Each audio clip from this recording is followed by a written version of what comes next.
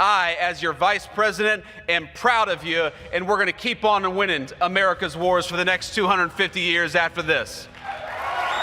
We go and ask them to do the hardest thing in the world, which is to fight our nation's battles and to represent the United States all over the world in the proudest and most profound way possible.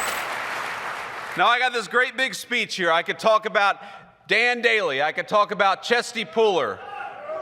I could talk about John Basilone. I could talk about all of the incredible Marines. I could talk about my friends, some of whom came home from Iraq or Afghanistan and a couple of whom didn't.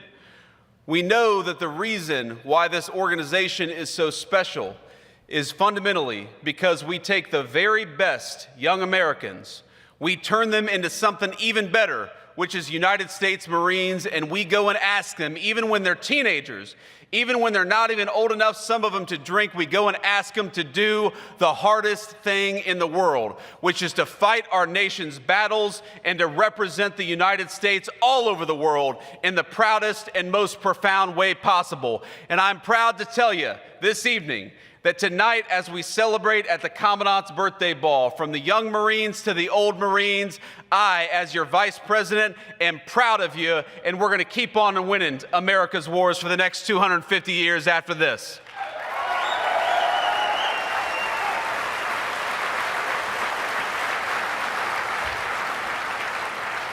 Now, I remember when my cousin Rachel, she's my older cousin, my grandmother's eldest grandchild, when she encouraged me to enlist in the United States Marine Corps, and at the time it sounded like the craziest idea I had ever heard.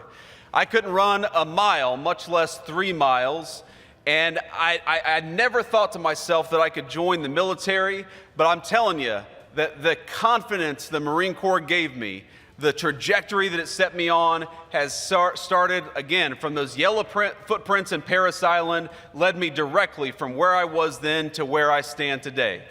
And it wasn't always an easy journey, of course, these things never are, but I remember, for example, my very first Marine Corps birthday as a young recruit in Parris Island. I went to boot camp in September of 2003, and so, of course, my first Marine Corps birthday was in Parris Island.